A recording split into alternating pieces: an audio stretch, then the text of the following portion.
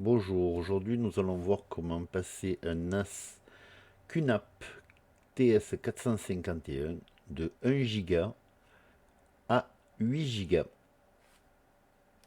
Nous voici donc dans le DSM où nous allons regarder un petit peu les caractéristiques. Donc nous voyons que au niveau de la RAM, on est presque à saturation.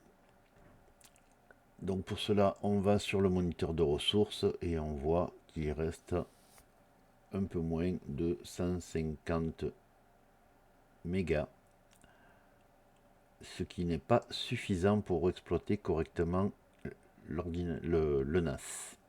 On va se déconnecter, enfin on va l'arrêter. Et pour cela, on va laisser finir d'arrêter les services afin de pouvoir passer à la phase démontage. Je mets tout ça en accéléré. Mip mip. Voilà donc l'appareil. Nous aurons besoin simplement d'un tournevis pour réaliser l'opération. Chose très aisée, un cruciforme. Alors, on va dévisser les 4 vis du panneau arrière. Alors plusieurs fois je vous le dirai, mais filmer et dévisser, c'est pas simple. Donc je vais peut-être accélérer la séquence, histoire d'être un petit peu plus, de ne pas faire une vidéo de 15 minutes alors que ça prend 10 minutes.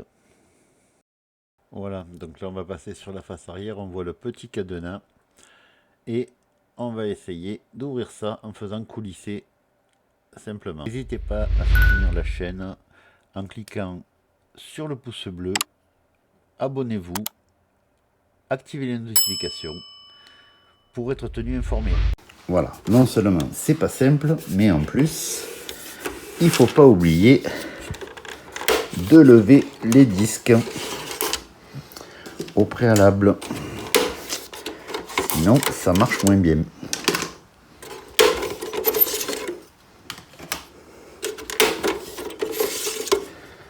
Voilà. Et là, normalement, alors je sais pas si j'y arriverai avec une seule main. Si, j'y suis arrivé. Donc, on lève le capot. Voilà. Et ensuite, on va aller dévisser les 4 vis situées ici sur les côtés.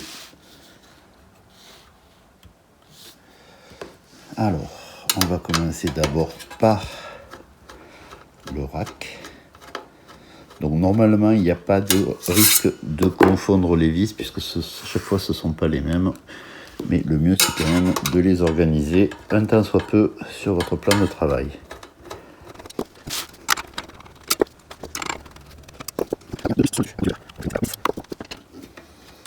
De toute façon, comme tout matériel informatique, ne jamais forcer. Si ça a été démonté, ça peut être démonté. Voilà. Donc là, ensuite, hop, désolé. On va débloquer ici ce qui était sur ce connecteur. Et donc, qui est cette pièce. On va voir cette pièce dans son ensemble avec l'emplacement pour les 4 disques. On met de côté. Et donc, on voit que les emplacements mémoire sont ici. Alors, voilà, je vais changer donc les barrettes mémoire. Alors, vous n'aurez pas ce fil avec cette petite partie jaune, car ça fera sujet d'une autre vidéo. Donc déjà, je vais prendre le premier et je vais chercher les barrettes de mémoire pour augmenter la capacité de 1 Go à 8. Voilà, donc les deux barrettes qui vont faire lieu et place. Allez, c'est parti. On prend la première, si elle veut bien venir, voilà. Et je vais la placer dans l'emplacement prévu à cet effet. Celle-ci ne pose aucun problème. La seconde, ça va peut-être être un petit peu plus compliqué, dans le sens que nous avons un panneau au-dessus qui peut poser souci, mais on va quand même essayer. Je vois qu'ils ont prévu l'emplacement des doigts, donc ça doit être fait pour. Alors là, ça va pas être simple. Non, c'est pour des doigts, mais des petits doigts. Vous voyez, il y a un détrompeur et je me suis trompé. Donc, celle-là va aller ici. Alors, où est le détrompeur? Il est là. Ensuite, on rentre. Voilà. Dans son emplacement complètement. Et on n'a plus qu'à appuyer pour cliquer. Bon, l'opération, malgré mon erreur, n'a pas duré très longtemps. Étape suivante. On repositionne l'emplacement des 4 disques comme il faut dans son emplacement ici. Voilà, ça rentre bien. Et on remet les 6 vis ici, ici sur le ventilateur, ici, ici et pareil de l'autre côté. Et je reviens à vous. Voilà, il ne nous reste plus qu'à remonter le capot. Donc, comme ceci, voilà, en mettant le petit cadenas face à la partie fermée. Donc, comme ça. Voilà. La partie ouverte, excusez-moi.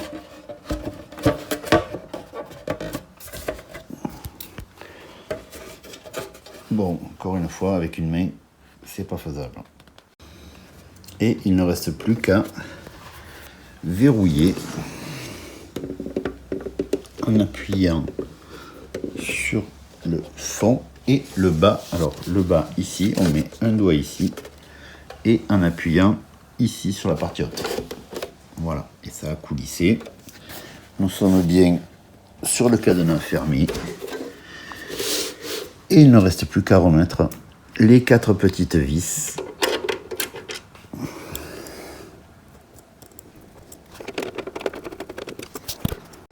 Voilà. Une fois cette opération effectuée, 1 vis, 2 vis, 3 vis, 4 vis. On retourne le NAS et on remet les disques. Alors, on le retourne dans sa position de travail, celle-ci, donc avec l'emplacement des disques. Alors, si vous avez pris le temps de les noter, hop, c'est ce que j'ai fait. Il n'y a qu'à enfoncer, ne veut jamais forcer. Voilà, il s'est mis, il n'y a plus qu'à le clipser. Donc, règle numéro 1 de l'informatique, on ne force pas. On appuie en bas. Bien sûr, à deux mains, vous n'aurez vraiment aucun souci. Voilà, le dernier, l'avant-dernier, pardon. Voilà, on appuie dessous et on clipse. Et enfin,